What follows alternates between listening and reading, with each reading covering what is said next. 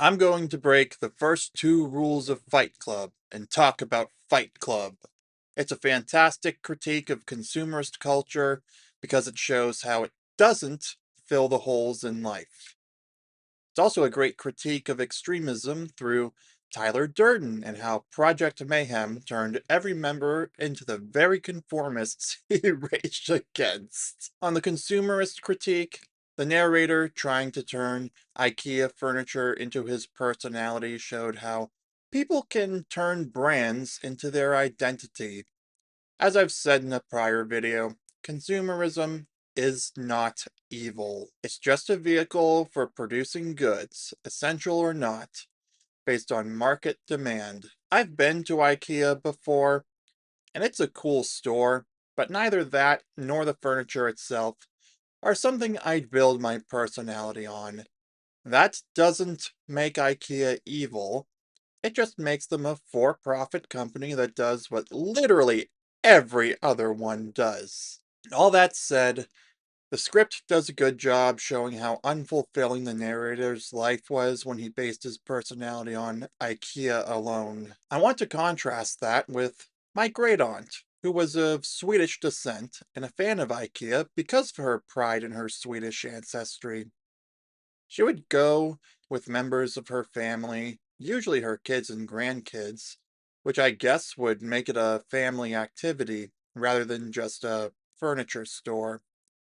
The point is that IKEA was part of my great aunt's personality and life, but not built around it the same way as the narrator with the furniture. It was more about time spent with family, and IKEA was just a place they went to get out of the house and spend time together, on top of the Swedish connection. Give this video a like if you think the narrator's obsession with IKEA would make more sense if he was of Swedish descent and had the same appreciation for its roots as my great-aunt.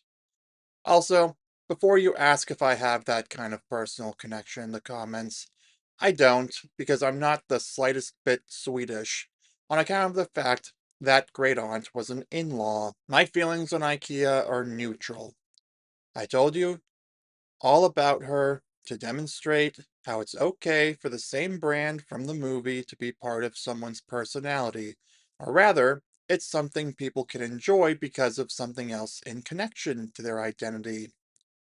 The narrator made it all about the furniture and matching sets, while my great-aunt's appreciation for it was the Swedish roots because of her heritage. It shows how personality should be built around concepts immune to freak accidents like the narrator's apartment explosion, such as my optimism, long-term thinking, and being able to connect with people, all of which make up my personality outside of brands, corporate or otherwise, if this channel hasn't made it clear already. From here on, everything I'm about to say about Tyler Durden is a cautionary example. He was obviously wrong with Project Mayhem, which I feel I shouldn't have to say, but I will anyway. He unwittingly diagnoses how things we own can end up owning us, as proven by the narrator's obsession with IKEA furniture. The people online obsessed with ownership might want to take note, because it inevitably invites liabilities and responsibilities renting or borrowing frees you from. If you rent an apartment or house, you can report a problem to a property manager or landlord. It's their problem. While homeowners have to deal with it themselves because it's their house and their problem, whether it's fixing it personally or hiring someone to take care of it.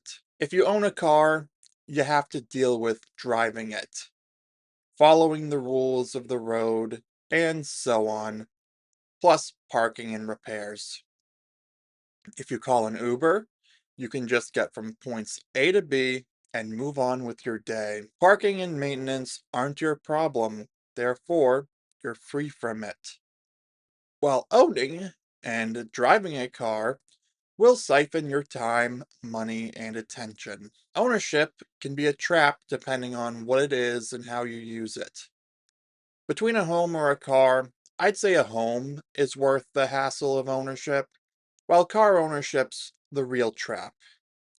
You can do pretty much whatever you need or want with it, and you can at least sell it off. While if you terminate a lease with a landlord, you'll never see any of that money again, except for whatever's left of the security deposit, if you get that back. I can see the argument for car ownership in the context of car-dependent infrastructure, but other than that, it's not the end of the world. At the end of the day, possessions can hijack and dictate your life, especially when you're locked into a big mortgage or repayment plan for a particularly expensive car and have no choice but to pay those back. What I think drew most of the members of Fight Club to it was the community it provided, which even back in 1999 must have been disappearing. Tyler Durden and Project Mayhem filled the void in those men's lives by giving them something to work towards, and instead of conforming to something harmless, conformed to a cult-like worship of Tyler Durden and his stance that you are not a special snowflake. You are the same decaying organic matter as everything else. They literally even refused to acknowledge anyone's names, except Bob's after, spoiler alert, he gets killed, and they repeatedly shout, his name was Robert Paulson. These men had nothing to lose, and so were willing to tear down the system.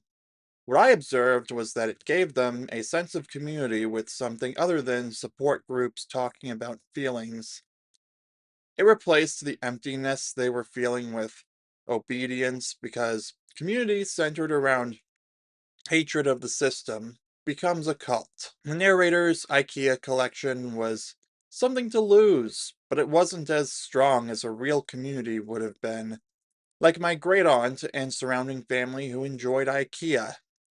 It wasn't the store or brand itself, so much as it was the Swedish roots and sharing it with family.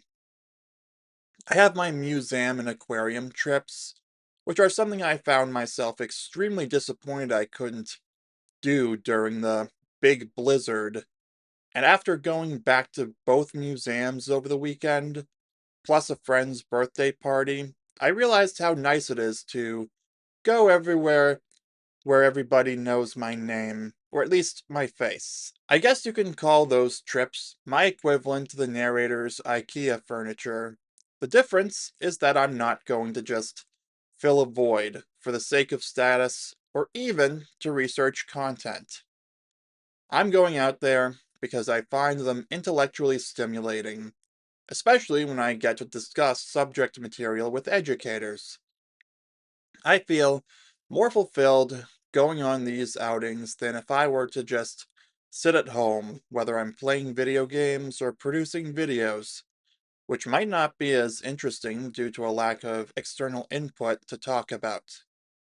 Even when something that stresses me out occurs, they're collectively a net positive, and I simply find the least stressful options for navigating the city. I can only imagine what the story of Fight Club would be like if this were made today, with social media echo chambers amplifying the extremism even faster.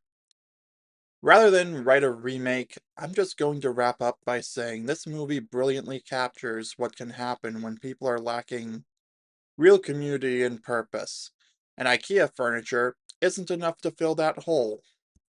It's even more relevant in 2026 when people make all kinds of corporate entities their personality, whether it's Disney adults or any similar example you can think of. Be sure to give this video a like if you enjoyed it.